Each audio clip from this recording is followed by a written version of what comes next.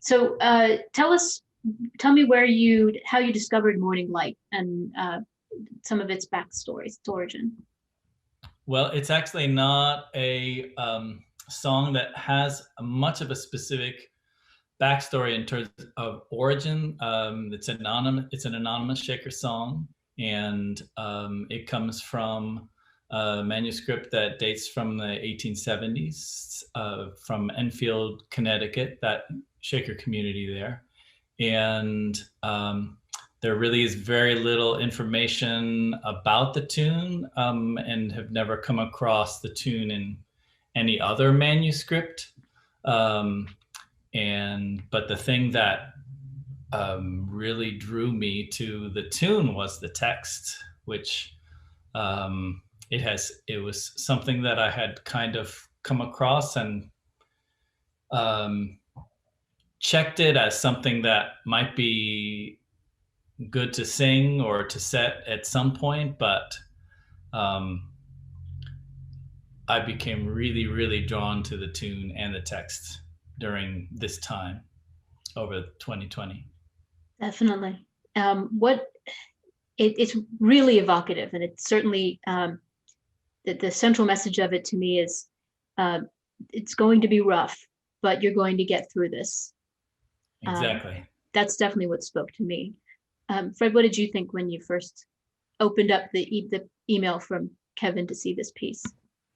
Well, I mean, the biggest thing is that Kevin and I have been in constant communication during this time period, and we sort of went through this sense of loss, March and April and May, where we just saw everything just kind of fading away. And I'd talked to him about maybe putting something together, and I think collectively, in our souls, we weren't really ready to put forth anything. And then as the summer came along, I could tell that things are starting to turn a little bit. And so we were getting back into it.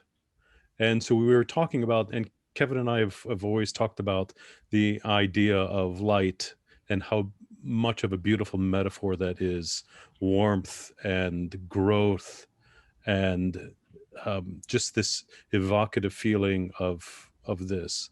And then choosing songs like Stand the Storm or Been in the Storm Too Long that we also have in our repertoire, this also fits so beautifully into that we're in this stormy period, but yet there'll be the morning, there'll be the dawn, we'll see the light, and we're going to come out of this. And it's that strength that we can find through the music.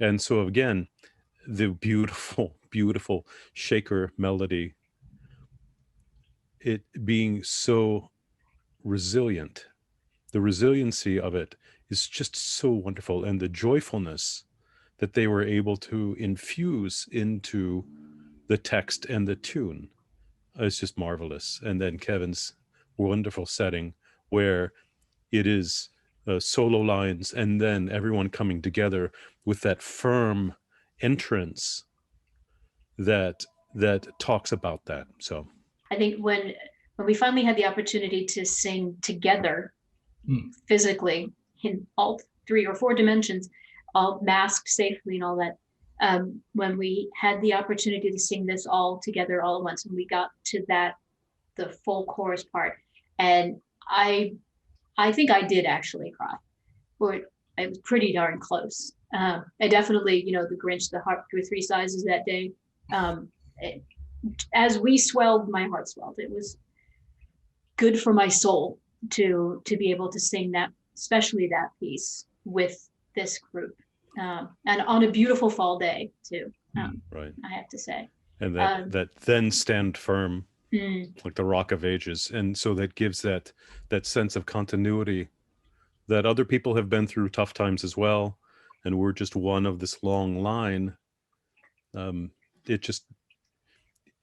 It sort of is the balm for the soul, that we can make it. Yes, it's a very hopeful piece, and I think that it has been not a time where I have written a lot of music, and part of that is really just the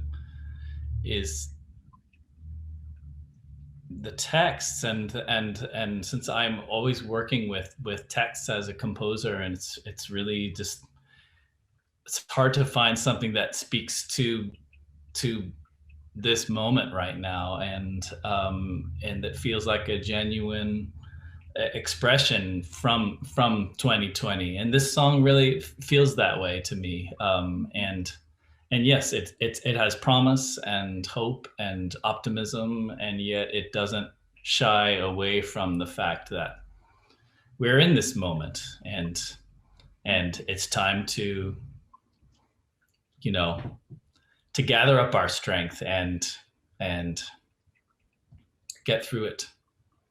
Yeah. Do you feel hopeful in this moment? I do feel hopeful. I feel like we're entering a time right now where and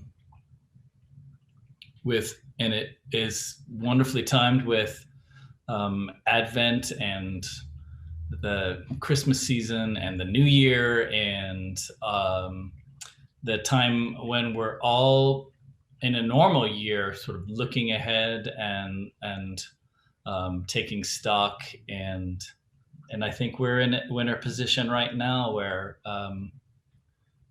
we know that better times are coming, and we can also look back on where we've been, and you know, I think ideally we're going to look back on this year and hopefully say, you know, we'll have a lot of stories to tell, and we'll be able to talk about how we took care of our families and our communities, and kept them alive during this time, and nurtured them, whether it's our local businesses or our community choruses, and kept them going. And you know, the light is coming. How about you, Fred?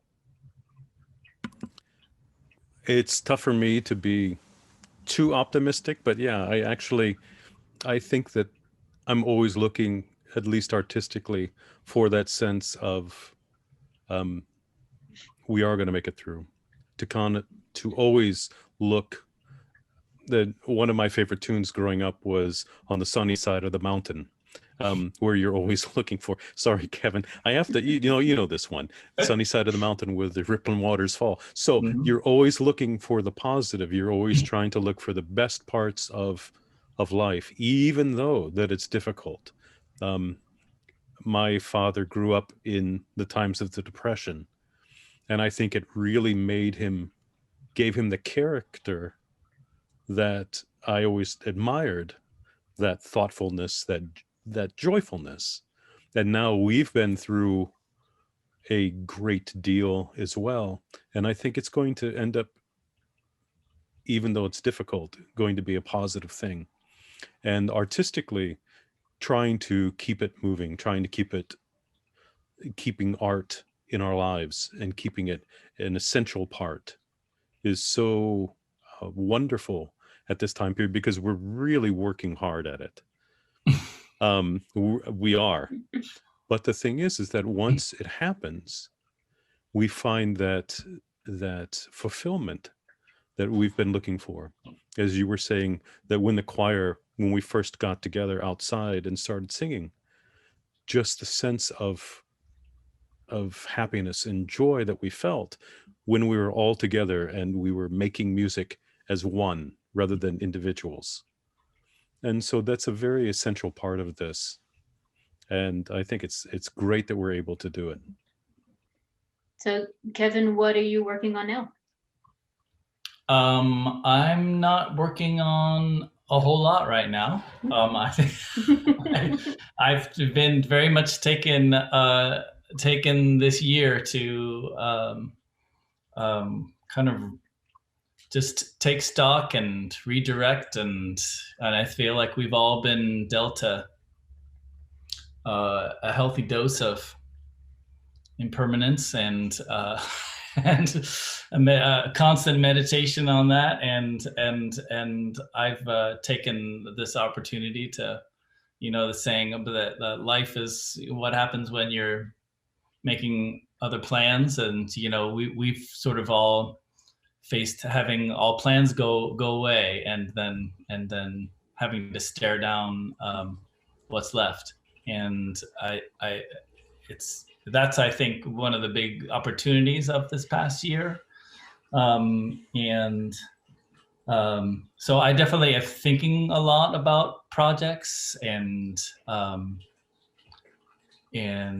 but it's more of a reflective time, and for me at least. Yeah. But on that point, every once in a while, I still get an email with a new hymn attached, a new Shaker hymn, because I got one today, and he's working. I have been doing a lot of transcription work, and there's a lot of manuscripts that I have photographed and worked with in archives, and have been transcribing a lot of Shaker pieces for future projects, and some of those are in conjunction with Sabbath Day Lake and future programs that are in the works. One of them is with the Capitol Hill Chorale, the one that was planned for June of 2021, and with the Library of Congress, and however or whenever those things move forward, I'll be ready for you all. We will be too, definitely. It sounds like that catalog, the archives continue to surprise you. Definitely, yeah. And there's just so much there, and it's been just a real.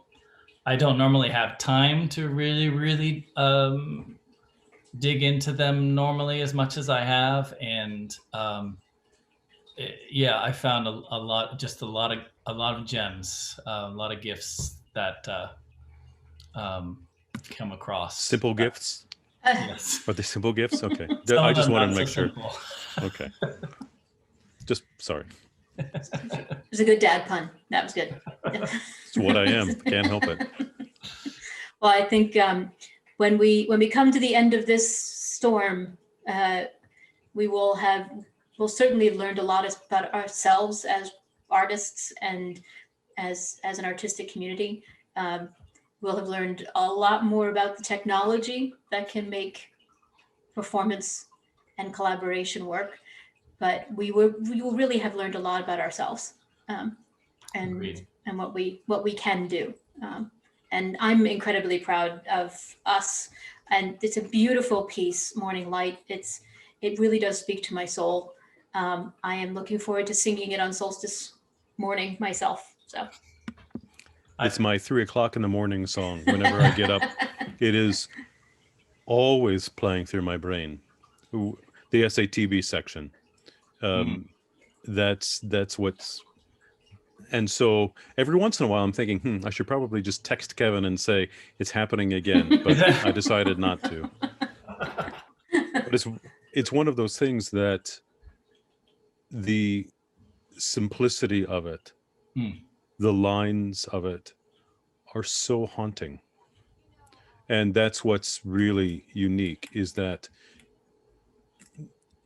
when you look at it, somebody said this piece is so beautifully Kevin.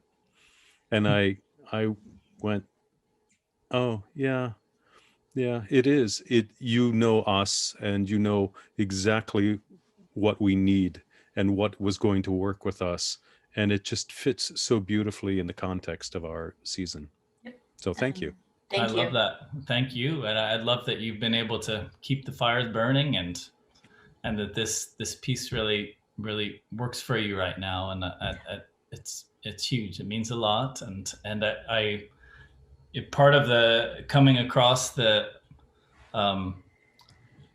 tune like this is sort of what keeps me going back, what keeps me, researching and going into these archives is you stumble upon these songs that, you know, somebody took the effort to, you know, lay it down, and someone imagined that tune and that incredibly powerful text, and then it's, you know, just in a closed book somewhere, and you know, it's just, and it's like, you know, some kind of book that is just waiting to be opened, and it's just you know, light pours out of it, you know. That's one of those things that, and it feels like, and you stumble across these things, and then it's like, yes, that needs to be, that light needs to be taken and then just magnified, and that's what I feel like the job of the arranger is in this, in a case like this. It's just to take that initial kernel and then just magnify it. Well, it's definitely not going to be closed in a book for much longer. It's our joy and delight to take your setting of it and share it with the world. So thank you. Thank you.